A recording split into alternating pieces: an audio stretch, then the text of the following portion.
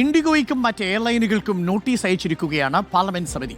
വ്യോമയാന സ്റ്റാൻഡിംഗ് കമ്മിറ്റിയാണ് വിശദീകരണം തേടി നോട്ടീസ് അയച്ചിരിക്കുന്നത്. രാജ്യത്തുടനീളം 800 സർവീസുകൾ ഇന്നും മുടങ്ങും. ആദിൽ പാലോടുണ്ട് കൂടുതൽ വിവരങ്ങളുമായി. ആദിൽ പാലോട്, 12,300 സർവീസുകൾ ഉള്ളതാണ് ഇൻഡിഗോയ്ക്ക്. അതിൽ 800 സർവീസുകൾ മുടങ്ങുമെന്ന് പറഞ്ഞാൽ ഏകദേശം പാതിക്കടുത്ത് സർവീസുകൾ മുടങ്ങുമെന്നാണ്. സംസ്ഥാനത്തടക്കം ആഭ്യന്തര ടൂറിസ്റ്റുകൾ ഒരുപാട് പേര് കുടുങ്ങിക്കിടപ്പുണ്ട് പലയിടങ്ങളിലും. പാർലമെന്റ് സമിതി നോട്ടീസ് അയച്ചു എന്ന് പറഞ്ഞാൽ കാര്യം കുറച്ചുകൂടി ഗൗരവ സ്വഭാവത്തിലേക്ക് മാറുന്നു അല്ലേ അതിൽ? ഉറപ്പായും ഗൗരവത്തിൽ തന്നെയാണ് കാര്യങ്ങൾ നടക്കുന്നത് എന്ന് മനസ്സിലാക്കാൻ കഴിയുന്നു. പ്രത്യേകിച്ച് ഇൻഡിഗോ ഇന്ന് കാരണം കാണിക്കൽ നോട്ടീസിന് മറുപടി നൽകണമെന്നതാണ് DGCAയുടെ നിർദ്ദേശം.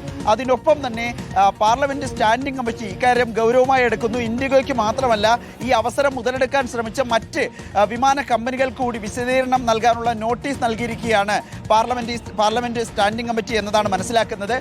ക്യാൻസലായ വിമാനങ്ങളുടെ കണക്കെടുത്താൽ ബംഗളൂരു വിമാനത്താവളത്തിൽ 150 സർവീസുകളാണ് റദ്ദാക്കിയത്. ചെന്നൈ വിമാനത്താവളത്തിൽ 38 സർവീസുകൾ റദ്ദാക്കിയിരിക്കുന്നു. ഹൈദരാബാദ് വിമാനത്താവളത്തിൽ 114 സർവീസുകൾ റദ്ദാക്കിയിരിക്കുന്നു എന്നുള്ളതാണ് ഇൻഡിഗോയുടെയും വിമാനത്താവളങ്ങളുടെയും ഔദ്യോഗിക അറിയിപ്പ്.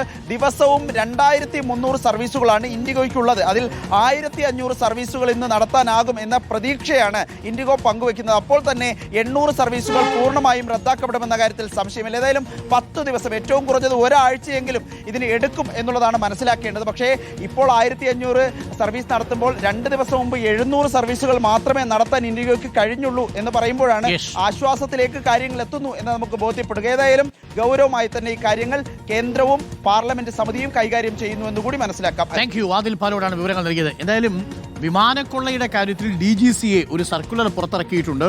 അമിതമായിട്ട് ചാർജ് ഈടാക്കാൻ പറ്റില്ല. എന്നാലും ഡൽഹിയിൽ നിന്ന് കൊച്ചിയിലേക്ക് വരുന്നതിന് 20,000 രൂപ താഴെയായി. 19,000 രൂപ എവിടെ കിടന്നതാണ്? 4,500 5,000 കിടന്നതാണ്. അത് നേരെ 19,000 രൂപയായിട്ട് മാറി. ഇതാണ് നമ്മുടെ രാജ്യത്ത്. നമ്മുടെ സർക്കാരിന് സ്വന്തമായിട്ടൊരു എയർലൈൻസ് ഇല്ല. ആകെ ഉണ്ടായിരുന്ന ഒരെണ്ണം കൂടി വിറ്റു. നമ്മൾ സാധാരണ പറയില്ലേ, ചില കാരണവന്മാരെ കുറിച്ച് മുഴുവൻ വിറ്റു പോയി ആ അവസ്ഥയിലെത്തി. ഒടുവിൽ ഇൻഡിഗോയ്ക്ക് ഇപ്പോൾ കത്തയക്കാനും പാർലമെന്റ് കമ്മിറ്റിയുടെ നോട്ടീസ് അയക്കാനേ പറ്റത്തുള്ളൂ. അത് ആ കമ്പനി നടത്തിക്കൊണ്ട് പോകുന്ന പോലെയല്ലേ പോവുക. ഒരു കാര്യം അറിയാൻ കഴിയുന്നു, ഇൻഡിഗോയുടെ COA ചിലപ്പോൾ മാറ്റാൻ സാധ്യതയുണ്ടെന്നാണ് അറിയുന്നത്. ഈ പുതിയ ഈ ക്രൂ ഡ്യൂട്ടി ടൈം നിലവിൽ വരുന്നതിന് മുൻപ് പ്രത്യാഘാതങ്ങൾ എന്താണെന്ന് മനസ്സിലാക്കിയിട്ടില്ല എന്നതാണ് അറിയുന്നത്.